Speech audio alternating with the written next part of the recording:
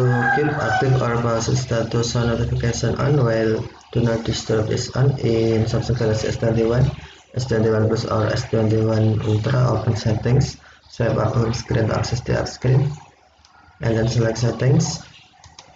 You can also open settings screen from notification panel, swipe down notification panel, and then tap settings icon. Scroll down settings screen, find accessibility, and then tap accessibility. Select hearing enhancements, and then tap show notifications. Select settings, and then tap show notifications are active if you turn on show notification, and if turned off, tap show notification are paused,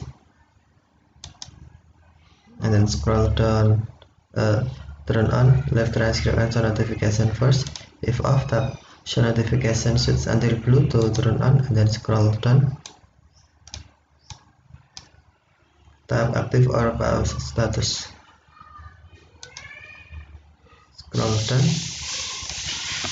and then to keep active or pause status show notification on while do not disturb is on, tap ignore do not disturb switch until blue, or to disable, tap switch until black or until white.